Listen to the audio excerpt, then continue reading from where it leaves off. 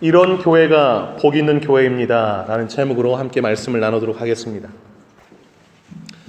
제가 한국에 있을 때요, 주일학교 교사 헌신 예배가 있었습니다. 그때 김동호 목사님이 오셔서 말씀을 전해주셨는데요, 그때 그 목사님이 전해준 말씀 중에 아직까지 기억나는 말씀이 있습니다. 그분이 이렇게 말씀하시더라고요. 여러분의 교회는 지금이 좋은 교회입니까? 아니면 5년 후, 10년 후가 좋은 교회입니까? 라고 질문하시더라고요. 그 다음에 지금이 좋은 교회가 좋습니까? 아니면 지금보다 5년, 10년 후가 좋은 교회가 좋습니까? 그랬더니 성도님들이 생각하시다가 5년 후, 10년 후가 좋은 교회가 좋습니다 라고 대답했어요. 그랬더니 목사님이 그래요. 그러면 아이들에게 투자하십시오. 그러더라고요. 본당에 어른들이 드리는 그 예배당 본당에 에어컨 놓기 전에 아이들이 예배하는 교육관에 에어컨을 먼저 놔주세요. 그러더라고요. 이 어른들이 예배하는 본당에 온풍기 놓기 전에 아이들이 예배하는 그 교육관에 온풍기를 놔주세요. 그러면 5년 후, 10년 후가 더 좋은 교회가 될 것입니다 라고 말씀하시는 거예요. 그리고 이렇게 말씀하시는 거예요. 아이들이 인사 안 한다고 뭐라고 하지 말고 아이들 데려다가 짜장면 먹이세요 그러는 거예요. 뭐 사주라는 거죠. 아이들을 진심으로 사랑하고 대하는 걸 먼저 하라는 얘기를 하더라고요. 그렇게 아이들을 사랑하고 아이들을 향한 애정을 갖지 않고서 5년 후가 10년 후가 더 좋은 교회가 되기를 바라는 것은 헛된 꿈이다 라는 말씀을 전해주셨는데 아직까지도 기억에 납니다. 인상적이어서 큰 공감과 도전이 되어서 지금도 기억에 납니다. 여러분, 그렇다면 우리 교회는, 지금 새누리교회는 지금이 좋은 교회인가요? 아니면 앞으로 5년, 10년 후가 더 좋은 교회일까요? 우리의 숙제 같아요. 여러분이 느끼시기에는 어떠세요? 여러분은 지금보다 5년, 10년 후가 더 좋은 교회가 되기를 바라시나요? 아니면 그냥 지금만 같아라 라는 마음을 가지고 계시나요? 앞으로 더 좋은 교회가 되기를 원한다면 우리의 다음 세대를 짊어질 자녀들을 위해서 기도와 여러 모양으로 헌신과 또 애정, 사랑 많이 투자하고 아끼지 않아야 될 줄 압니다. 저는 오늘 누가복음 18장 이 세 구절 15, 16, 17절 말씀을 통해서 어떤 교회가 참 복 있는 교회인가를 짧게 좀 말씀을 나누고자 합니다. 첫째, 어린아이를 예수님께 데리고 오는 교회가 복 있는 교회. 어린아이를 예수님께 데리고 오는 교회. 여러분 15절을 잠깐 보세요. 15절. 사람들이 예수께서 만져주심을 바라고 자기 어린 아기를 데리고 오매 그랬습니다. 이 교회가 복 있는 교회예요. 자기 아기를, 여기서 갓 태어난 아기를 말해요. 태어나자마자 이 아기가 예수님의 만져주심이 있어야 복된 아이가 된다라는 믿음을 가지고 예수님께 데리고 나와서 하나님 이 아이를 만져주세요 라는 부모가 있는 교회, 그런 아이들을 데리고 오는 교회, 그 교회가 복 있는 교회예요. 그런 교회가. 여러분 구약 성경에 보면 창세기 48장에 보면 그 야곱이 요셉의 두 아들, 애굽에 총리된 그 요셉이 낳은 두 아들을 이제 그 요셉이 어떻게 했냐면 우리 아이들 이제 요셉의 아버지가 야곱이니까 손자들인 거죠. 야곱에게는 축복해줘서 데리고 왔어요. 그랬더니 야곱이 이 손자들 머리에 손을 딱 얹고서 기도를 해줬어요. 예수님 당시에 아이가 출산하면 아이가 첫 번째 생일 맞을 때 랍비에게 데리고 가서 축복 기도 받는 게 그 유대 사회의 관습이었어요. 그래서 오늘 본문에 나오는 자기 어린 아기를 예수님께 데리고 나왔다. 예수님을 랍비라고도 불렀거든요. 율법 선생님. 그래서 예수님에게 축복 기도 받으면 이 아이가 복될 것 같다라고 해서 많은 사람들이 자기 아기들을 막 데리고 온 거예요. 그러니까 줄을 막 섰겠죠. 여러분 그 광경을 한번 떠올려 보세요. 얼마나 아름답습니까? 여러분 기억하시기 바라요. 내 아이가 복된 아이로 성장하기를 원한다면, 커가기를 원한다면 오늘 15절 말씀, 예수께서 만져주심을 바라고, 이걸 꼭 기억하세요. 하나님 우리 아이 좀 만져주세요. 하나님 우리 아이 좀 안수해 주시고 축복해 주세요. 하나님이 복 주셔야 우리 아이 복된 아이로 성장할 줄로 믿습니다.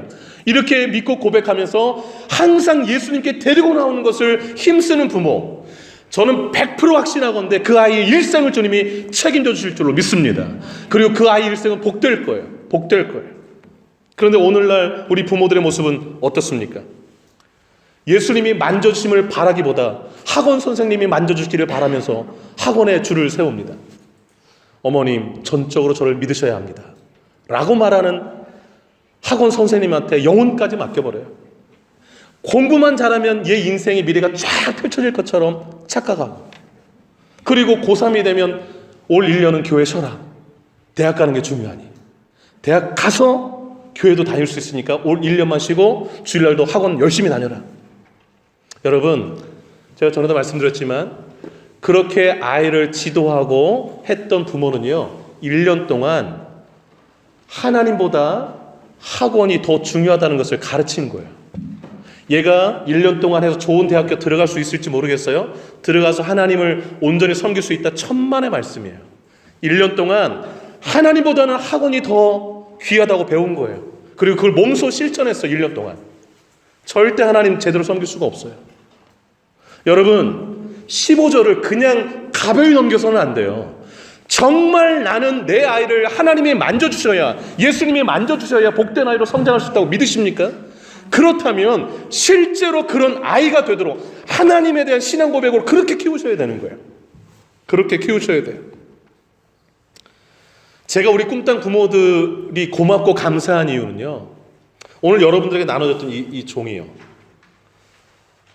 2주 전에 꿈땅 한 부모님, 그러니까 피스메이커 한 부모님이 예배 마치고 저 홀 나갔는데, 그래 목사님 1년 다 돼가요 그러는 거예요. 즉 뭐가요 그랬더니 일주일에 한 구절 암송하는 거 1년 다 돼가요 그러는 거예요. 전 중간에 잊고 있었어요. 깜짝 놀랐어요. 여러분 이걸 펴보시면 한번 펴보세요. 여러분, 그 십자가 왼쪽에 날짜가 다 되어 있어요. 맨 왼쪽 위에 고전 13장, 이 고린도전서라는 거예요. 13장 13절 2018년 5월 1주 첫째 주, 그 다음에 5월 2주 둘째 주, 5월 3주. 이걸 우리 피스메이커 공부하면서 제가 이렇게 같이 공부하면서, 성경 공부하면서 아이들 잠자기 전에 축복기도, 부모님 엄마 아빠가 아이들 머리에 손 얹고 기도해 주세요. 그러면 축복 기도 받은 대로 아이들 성장할 거예요. 그리고 말씀을 한 주에 한 구절씩 암송시키면 너무 좋을 것 같아요. 그렇게 말을 했는데 그걸 1년 동안 지킨 거예요. 한 주도 안 빼놓고. 제가 얼마나 감동이 됐는지요. 그래서 그 얘기를 듣고 나서 우리 외웠던 것 중에서 각 가정마다 마음에 좀 와닿은 것 암송하자고 그랬어요. 그리고 이거 외웠던 구절들 이거 좀 이렇게 프린트해가지고 교인들 나눠줘서 함께 암송하는 시간을 갖자라고 해서 오늘 이렇게 마련된 거거든요. 이것이 15절 아니겠어요? 이렇게 하는 것이 예수님의 만져주심을 바라는 부모의 모습 아니겠어요? 저는 그래서 너무 기뻐요. 이런 예수님이 말씀을 주시고 아이들을 말씀으로 이렇게 만져주셔야 아이들이 말씀을 해서 잘 자란다고 믿는 부모, 그리고 그대로 실천하는 거, 제가 너무 흥분되고 너무 감사하고 너무너무 기뻤어요. 너무너무 기뻤어요. 제가 우리 부모님들 지금 꿈땅 부모님들에게 한 가지 더 말씀드리고 싶은 것은 1년 행사가 아니라 다시 시작했으면 좋겠어요. 매년마다 이렇게. 그래서 이번 주부터 또 일주일에 한 구절씩 그렇게 해서 매일매일 나가서 아이들이 부모 품을 떠날 때까지 해주시기 바라요. 그러면 1년에 52구절이니까 10살만 돼도 529절인 거죠. 그러면 20살 되면요 1049절 되네요. 여러분 꼭 해주세요. 꼭. 그런데 오늘 본문 15절이 의외의 장면이 나와요. 15절. 그럼 15절에 그렇게 엄마들이, 부모들이 예수님 만져주세요 하고서 아기들을 데리고 와요. 얼마나 아름다운 장면이에요. 줄 딱 서서 축복기도 받는. 근데 15절 뒤에 보세요. 제자들이 보고 꾸짖건을 그런 거예요. 예수님의 제자들이 그렇게 기도받으러 온 부모들 막 꾸짖었대요. 아, 이게 무슨 일인가? 이 제자들이요, 이렇게 생각한 거예요. 그렇게 부모들이 막 기도받으려고 줄 서 있는 그 모습이 예수님의 사역을 방해한다고 생각했어요. 그리고 그것 좀 시간 낭비처럼 보인 거예요. 그래서 그 부모들을 왜 이렇게 생각 없이 애기들을 데려와서 기도받으려고 하는지, 가라고 막 이러면서 꾸짖는 것이죠. 이런 일들이 교회에 비슷하게 일어나요. 비슷하게. 여러분, 그 아이들이 교회에 헌금하면 얼마나 하겠어요? 그러니까 어느 그 일부 한국에 있는 교회들에서는요, 그 지금 주일학교 아이들에게는 무조건 투자를 해야 되잖아요. 투자라는 것 자체가 아이들을 위해서 계속 지원하고 기도해주고 사랑해주고 해야 되는데, 뭐 온풍기 좀 놔주자 아이들. 예를 들면 아이들 예배드리는 곳에 너무 더워가지고 애들이 막 땀 막 흘리며 집중도 안 되고 예배드리는데 어렵다 그러면 그 에어컨 놔주다 그러면 그거 뭘 놔주냐고. 애들이 헌금도 얼마 안 하는데. 우와, 뒷골이. 그러고 우리 교회는 미래가 있는 교회가 되길 원한다고 그러고, 우리 아이들 막 생각해달라고 생각을 하면 돈을 내든지 막 사다 주든지. 여러분, 물질적 관점으로 보는 거예요. 아이들이 교회 재정에 뭐가 도움되냐는 거예요. 어떻게 그런 생각을 할 수 있는지 이해가 되지를 않아요. 예수님이 제자들이 그 부모들, 기도받으러 온 부모들 꾸짖는 걸 보고 예수님 화가 나셨어요. 화가 나셔가지고서 이제 제자들 나무라는 게 뒤에 16절에 나오는데, 여러분, 어떤 교회가 복 있는 교회일까요? 전 교회 내에서 아이들이 막 뛰어노는 그 교회가 복 있는 교회예요.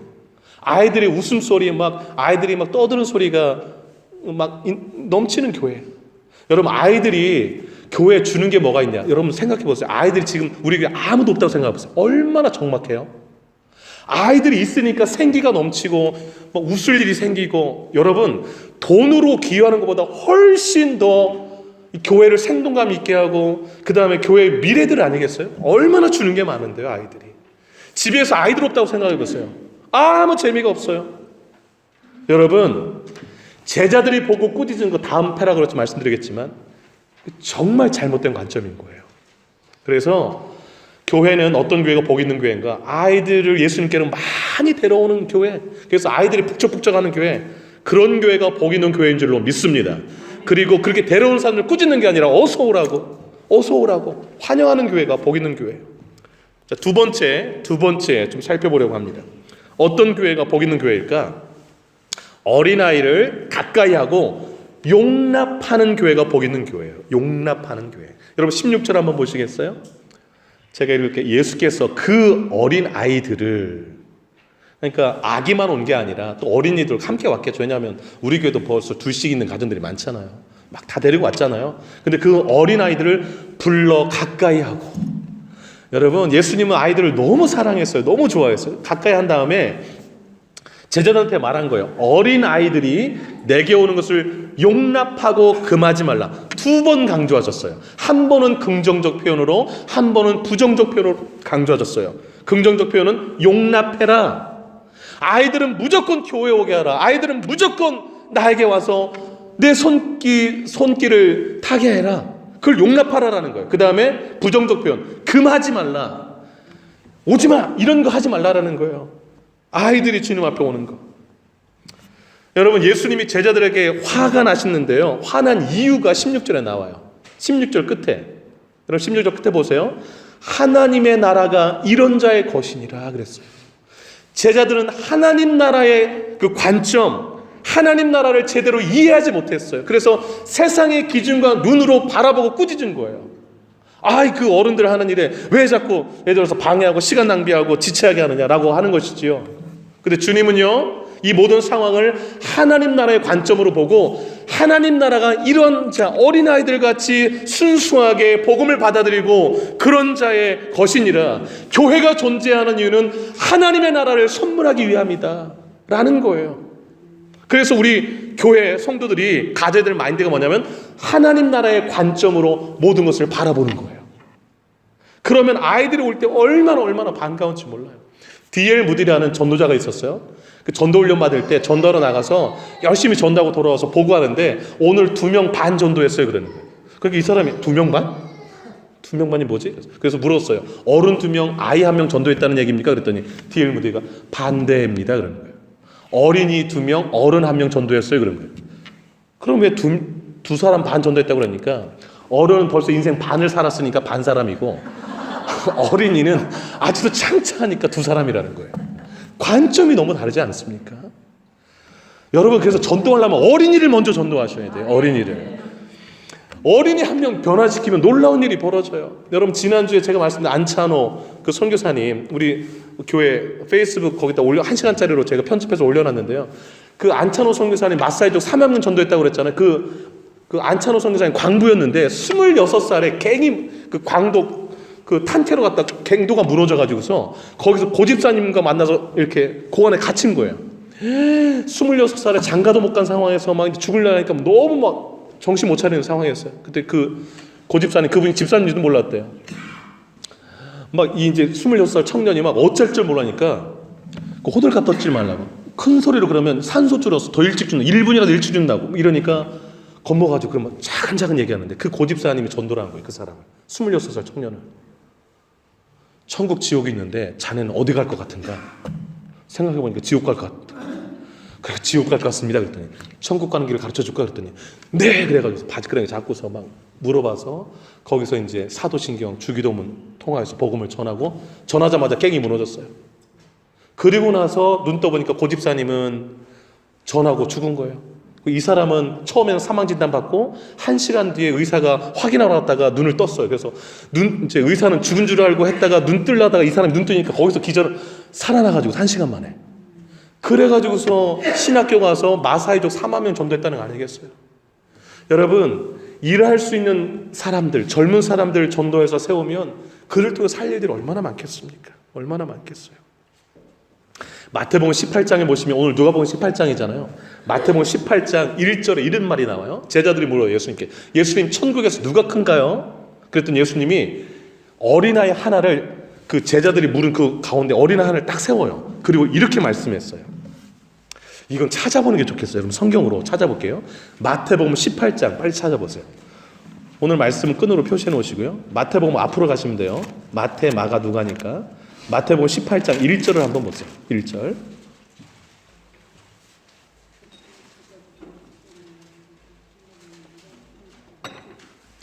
1절부터 한번 읽을게요. 자, 시작. 그때 제자들이 예수께 나와 이르되 천국에서는 누가 크니까? 2절. 예수께서 한 어린아이를 불러 그들 가운데 세우시고 3절 이르시되 진실로 너희에게 이르노니 너희가 돌이켜 어린아이들과 같이 되지 아니하면 결단코 천국에 들어가지 못하리라. 그러므로 누구든지 이 어린아이 같이 자기를 낮추는 사람이 천국에서 큰 자니라. 5절. 또 누구든지 내 이름으로 이런 어린아이 하나를 영접하면 곧 나를 영접함이니 누구든지 나를 믿는 이 작은 자 중 하나를 실족하게 하면 차라리 연자 맷돌이 그 목에 달려서 깊은 바다에 빠뜨려지는 것이 나으니라. 아멘. 매우 중요한 말씀이에요. 예수님이 궁금했어요. 이 땅의 사람들은 항상 서열 세우는 걸 좋아해요. 내가 너보다 위다, 넌 밑으로 내려가, 뭐 이렇게. 누가 큰가요? 하여튼 큰 것만 좋아해요. 큰 것만. 뭐 집도 크고, 그다음에 뭐 지위도 높고, 돈도 많고, 뭐 무조건 큰 걸 좋아해요. 예수님은 정반대로 살라고 말하는데 세상과 하나님 나라 정반대죠. 천국에서 누가 커요? 그랬더니 예수님이 하신 말씀이 뭐예요, 여러분? 3절 봐요. 돌이켜 어린아이 같이 되면 천국 아예 못 들어가, 이 얘기예요. 천국에서 누가 크냐고? 먼저 들어가기나 해라, 이런 말씀인 거죠. 어린아이처럼 되지 않으면 천국 못 간다는 말씀이에요. 이 말은 무슨 뜻일까요? 어린아이처럼 순수하게 예수 복음을 받아들이지 않으면 천국은 아예 꿈도 못 꾼다는 얘기예요. 여러분, 어른 전도하기가 쉽나요? 어린이 전도하기가 쉽나요? 어린이 전도가 쉬워요. 어린이들은 그냥 다 믿어요. 그래서 우리가 부모들이 자녀한테 그러잖아. 아무 아저씨 말하는 대로 따라가지 마, 이 얘기를. 왜냐하면 아이들은 그냥 믿는 대로 이렇게 어른들이 하는 말 믿는 습성이 있기 때문에 그렇지 않습니까? 때가 묻어갈수록 막 따지고 그래가지고 막 조건 생각이 많아져가지고 복음을 받아들이기가 어려워요. 3절 어린아이가 같이 되지 않으면 천국 못 들어간다 말씀하세요. 그 다음 4절 한번 보세요. 어린아이같이 낮추는 사람이 천국에서 큰 자야 라고 말씀하세요. 그래서 여러분 신앙생활 잘하는 사람이 어떤 사람인가 그냥 딱 하나로 보면 알 수 있어요. 겸손한 사람. 교회 와서 목에 힘주는 사람은 아직도 신앙을 잘 모르는 사람이에요. 어떤 사람이 천국에서 칭찬받고 상급 크게 받을까? 겸손한 사람. 어린아이처럼 자기를 많이 낮추는 사람. 5절 보세요. 내 이름으로 예수 이름으로 이 어린아이 하나를 영접하면 예수님 영접하는 것 같아요. 여러분 어린아이 하나에도 인격체로 알고 한 아이 한 사람 한 사람을 소중히 여기는 것 이게 얼마나 중요한지 몰라요. 이걸 볼 수 있는 눈이 열린 사람 천국에서 벌써 눈 뜬 사람이에요. 하나님 나라의 그 관점을 다 깨달은 사람이에요. 6절 보세요. 나를 믿는 이 작은 자죠. 예수 믿는 어린아이 하나 실족시키면 죄짓게 하면 죄짓게 한 그 사람 목에다가 연자맷돌 그 나귀가 돌리는 맷돌 있잖아요. 큰 거. 그 큰 맷돌을 목에다 메고 너 죽어라는 거예요. 그게 더 낫다는 거예요. 하나님의 심판이 그보다 더 무서울 테니까. 그래서 정말 조심할 필요가 있어요. 정말. 여러분 오늘 이제 누가복음으로 잠깐 다시 한번 와보세요. 주님이 강조하시는 게 뭐예요? 하나님 나라의 관점을 가지고 아이들이 교회 올 때 용납해라. 한 사람 한 사람 그 예수님 앞에 어린아이 심정 오르는 그 사람들을 다 안아주라라는 것이지요. 그런 교회가 복 있는 교회인 줄로 믿습니다. 세 번째 말씀드릴게요. 세 번째 어떤 교회가 복 있는 교회일까요? 어린아이와 같이 하나님 나라를 받아들이는 교회가 복 있는 교회입니다. 받아들이는 교회. 여러분 17절 한번 보세요. 마지막 구절이니까 같이 한번 읽어볼까요? 17절 시작.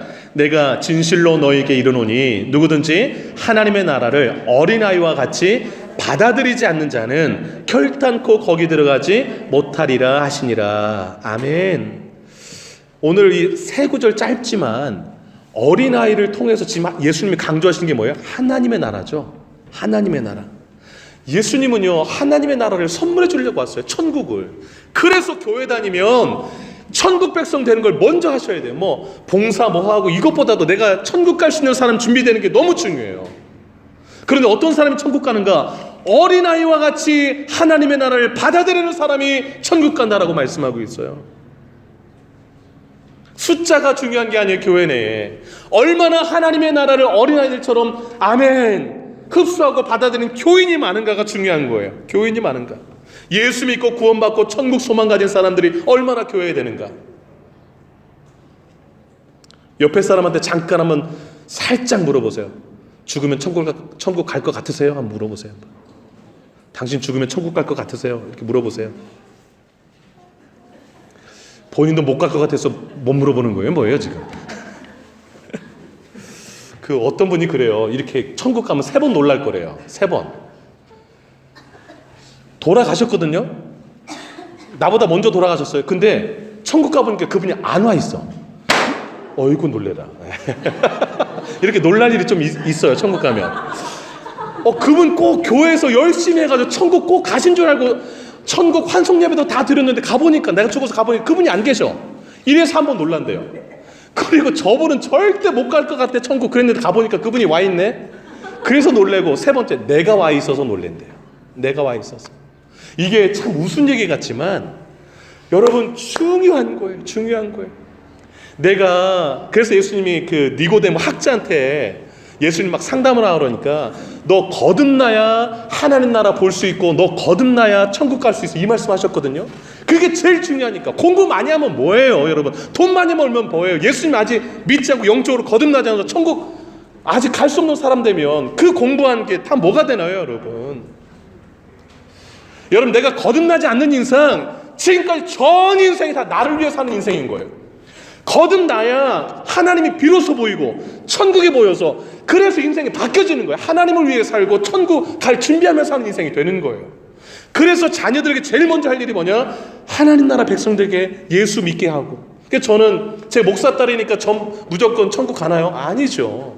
그래서 저는 소리샘이한테 늘 물어요. 너 천국 갈 수 있어? 진짜로 이렇게.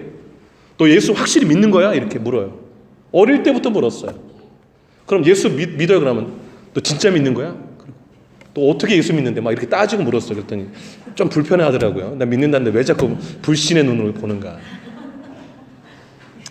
점검하셔야 돼요. 점검.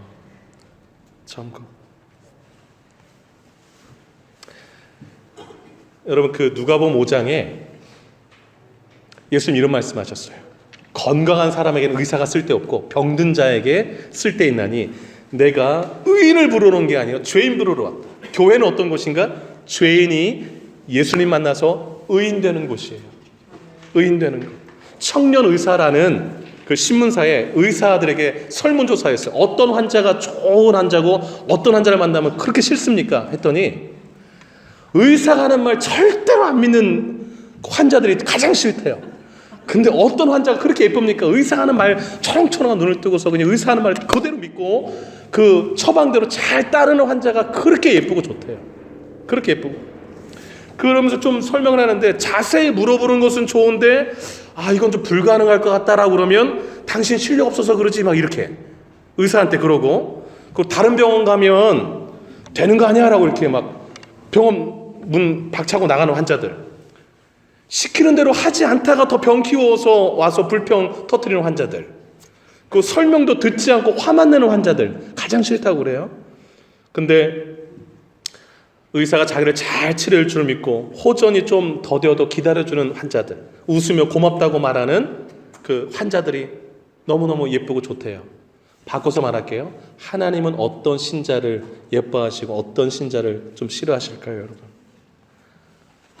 하나님을 불신하고 이렇게 뭔가 마음에 안 드는 일이 일어나면 하나님의 능력이 좀 없는 건 아닌가 이렇게 생각하고, 사랑이 부족한 게 아니야? 하나님 말고 다른 신 찾아볼까? 뭐 이렇게 생각하는 신자들, 말씀대로 살지 않고 멋대로 살다가 잘 풀리지 않은 불평불만 터뜨리는 그 신자들, 하나님 말씀 듣지도 않고 화만 내는 신자들, 하나님 참 이렇게 마음 아파하실 것 같아요.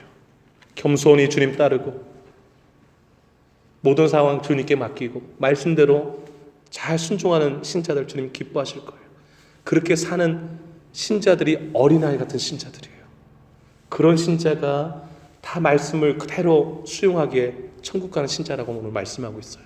저는 우리 새누리교회가 이런 어린아이와 같은 순수함으로 말씀을 받아들이고 예수를 받아들여서 천국 가는 교인들로 가득한 교회가 되기를 주의 이름으로 축복합니다. 기도하겠습니다.